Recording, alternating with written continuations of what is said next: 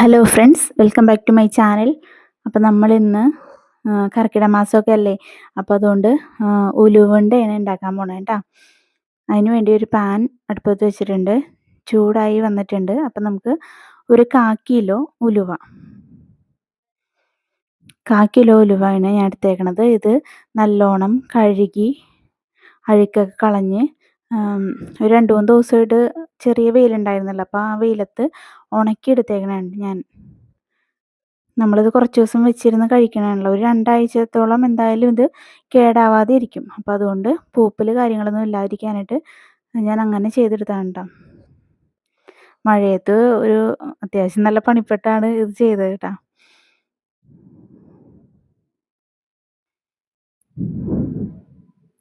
നമ്മൾ വറക്കുമ്പോൾ നല്ല ഇരുമ്പിൻ്റെ ചട്ടിയില്ലേ, ഇരുമ്പിൻ്റെ ചട്ടി അല്ലെങ്കിൽ മൺചട്ടിയിലൊക്കെ ഇത് വറക്കണതായിരിക്കും കൂടുതൽ നല്ലത്. എൻ്റെ കയ്യിൽ മീൻ ചട്ടി ആയതിൻ്റെ പേരിൽ ഞാനത് അതിനകത്ത് ചെയ്യാൻ നിന്നില്ല. ഞാൻ ഈ പാൻ തന്നെ എടുത്തിട്ടുണ്ട്. ഹൈ ഫ്ലെയിമിലൊന്നുമല്ല, ഒരു മീഡിയം ഫ്ലെയിമിലിട്ടാണ് ഞാൻ ചെയ്യണത്. ഹൈ ഫ്ലെയിമിലിട്ട് കഴിഞ്ഞാൽ കരിഞ്ഞു പോകും. അപ്പോൾ അതുകൊണ്ട് ഞാൻ അങ്ങനെ ചെയ്തിട്ടില്ല. ഇത് എൻ്റെ ചെറുപ്പകാലത്തൊക്കെ അച്ഛനും അമ്മയൊക്കെ ഇത് ഉലുവ ഉണ്ടാക്കിയിട്ട് അമ്മയൊക്കെ അമ്മിക്കല്ലിലാണ് ട്ടോ ഇത് ചെയ്തിരുന്നത്, ഇടിച്ചിരുന്നത്. അപ്പം അതിൻ്റെയൊക്കെ ഒരു ഓർമ്മ, അത് ഞാനും ബ്രദറും കുറേശ്ശെ ഓരോ ഉണ്ട വെച്ച് കഴിക്കുമായിരുന്നു.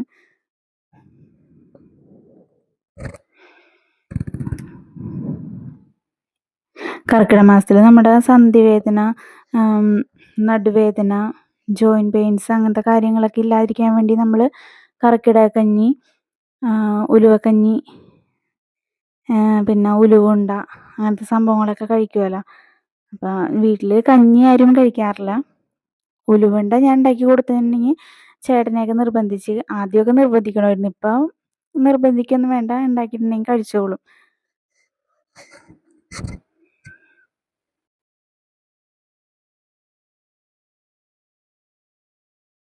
ഇത് ചെറിയ ഒരു മീഡിയം ഫ്ലെയിമിലിട്ട് നല്ലോണം കിടന്ന് പൊട്ടണുണ്ട്. ഇളക്കി ഇളക്കി കൊടുക്കണം.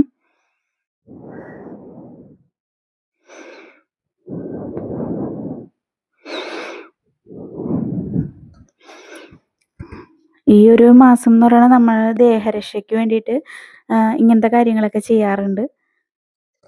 ചെയ്യണം മുടങ്ങാതെ.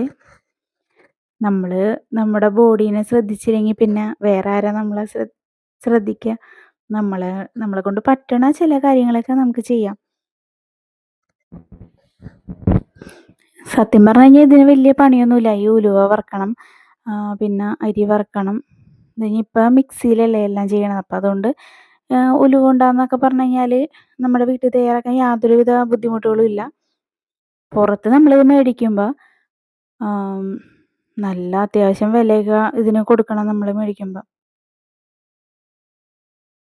ഒരു അരമണിക്കൂറത്തെ കാര്യമുണ്ടെങ്കിൽ നമുക്കിത് വീട്ടിൽ തന്നെ എടുക്കാം കേട്ടോ. അപ്പോൾ ഉലുവ ഏകദേശം ശരിയായിട്ടുണ്ട്. ഇനി ഇത് മാറ്റി വെക്കാം. ഇതേ പാനിൽ തന്നെ നമുക്ക് കുറച്ച് അരി വറുത്തെടുക്കണം. അരി എന്ന് പറഞ്ഞു കഴിഞ്ഞാൽ ഏത് അരി വേണമെങ്കിലും നമുക്ക് എടുക്കാം. ഞാനിപ്പോൾ എടുത്തേക്കണത് കുത്തരിയാണ്. ഞവര അരിയൊക്കെ ഇതിന് ബെസ്റ്റാണെന്നാണ് പറയണേ. ഒരു 1/4 കിലോ തന്നെ കുത്തരിയാണ് ഞാൻ എടുത്തേക്കണത്. ഇനി അതും ഇതുപോലെ തന്നെ മീഡിയം ഫ്ലെയിമിലിട്ട് നമുക്ക് വറുത്തെടുക്കാം.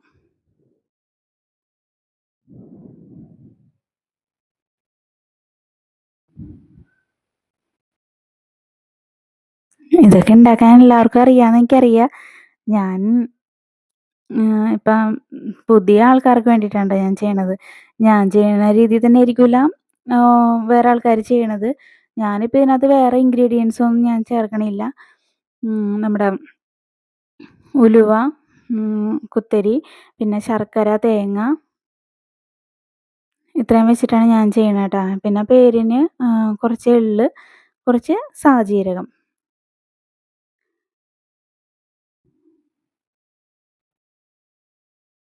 അരിയും കിടന്ന് പൊട്ടാണ്ട് ഇതിൻ്റെ എല്ലാ അരിയും നമ്മൾ പൊട്ടി ഇതാവുമ്പോഴാണ് നമ്മൾ ഇതിൻ്റെ പാകം എന്നറിയണം കേട്ടോ.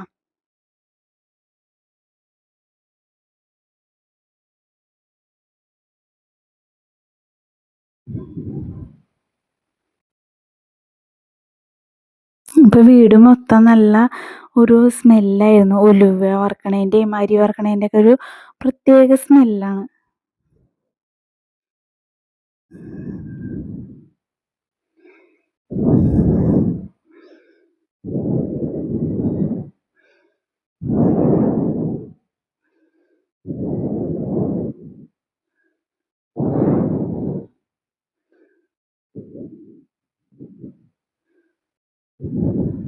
പൊട്ടി വരണ കണ്ടോ?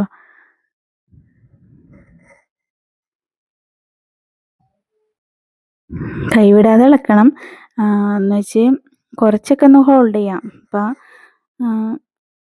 എന്ന് വെച്ച് ഇളക്കി കൊടുക്കണം കേട്ടോ, അല്ലെങ്കിൽ അടിക്ക് പിടിക്കും. ഇത് അടി കരിയും പെട്ടെന്ന്. ജസ്റ്റ് ഒന്ന് ഹോൾഡ് ചെയ്ത് കഴിഞ്ഞാൽ പൊട്ടി വിടർന്ന് ഇങ്ങനെ വരും. നമ്മൾ ഇളക്കിക്കൊണ്ടിരിക്കുമ്പോൾ കുറച്ചൊരു ഇത് വരും. അപ്പോൾ അതുകൊണ്ട്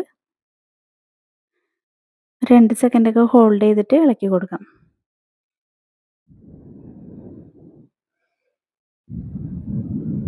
ഏകദേശം ആയി വരുന്നുണ്ട് കേട്ടോ.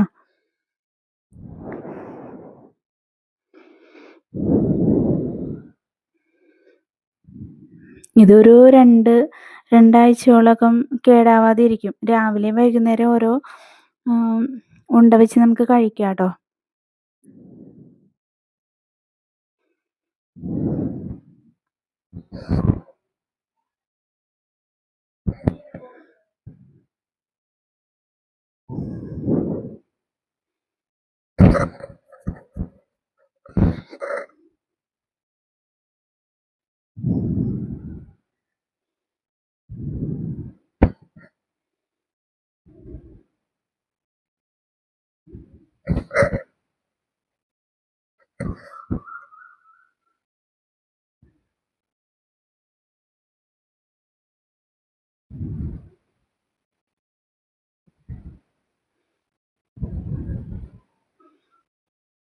ഏകദേശം റെഡിയാക്കി ഇട്ടിട്ടുണ്ട്.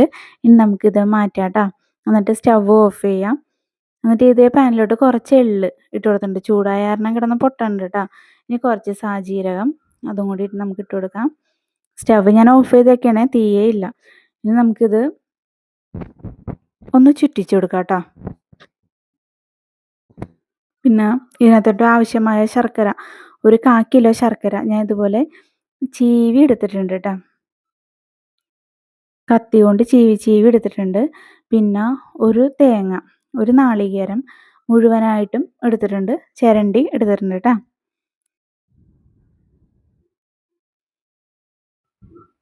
പിന്നെ നമ്മൾ വറുത്ത് വെച്ചിരിക്കുന്ന അരിയും ഉലുവയും ഒക്കെ ഒന്ന് ചൂടാറാൻ വേണ്ടി ഞാനൊരു പ്ലേറ്റിലോട്ട് മാറ്റി വെച്ചിട്ടുണ്ടായിരുന്നു.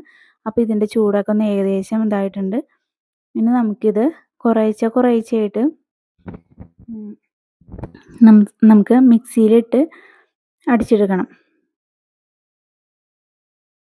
ആദ്യം ഉലുവ എടുത്തിട്ടുണ്ട്. അത്ര ഫൈൻ പൊടിയായിട്ടൊന്നും നമുക്കിത് അടിഞ്ഞ് കിട്ടണ്ട, എന്നാൽ അത്യാവശ്യത്തിന് പൊടിയാൻ വേണം. ഇനി നമുക്കതൊരു ബൗളിലോട്ട് ഇടാം കേട്ടോ. കുറേശ്ശെയായിട്ട് അടിച്ചെടുക്കാം. ഉലുവ പൊടിച്ചു. ഇനി അരി, അതൊരു 2 ട്രിപ്പായിട്ടാണ് ഞാൻ പൊടിച്ചെടുത്തത് കേട്ടോ. നമ്മുടെ ശർക്കര, അതും കുറേശ്ശെയായിട്ട് ഇതാക്കിയിട്ടുണ്ട്. മിക്സിയിൽ കറക്കി ജസ്റ്റ് ഇങ്ങനെ എന്താ പറയുക, ജസ്റ്റ് ഒന്ന് കറക്കി അങ്ങനെ എടുത്തേട്ടാ. അല്ലാതെ ഒരുപാട് നേരമൊന്നും നമ്മൾ മിക്സിയിൽ ഇത് അടിച്ചെടുത്തിട്ടില്ല. ഇതുപോലെ നമുക്ക് തേങ്ങയും ഇതുപോലെ തന്നെ ഒന്ന് ക്രഷ് ചെയ്തെടുക്കാം കേട്ടോ. അതും ഇതിനകത്തോട്ട് ചേർത്ത് കൊടുക്കാം. ഇനി നമ്മൾ ഇതെല്ലാം ഒന്ന് മിക്സ് ചെയ്തെടുക്കണം.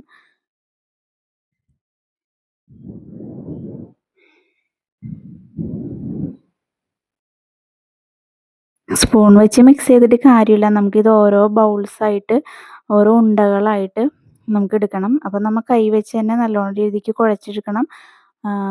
ബൗളാക്കി എടുത്തിട്ടുണ്ട് ഞാൻ.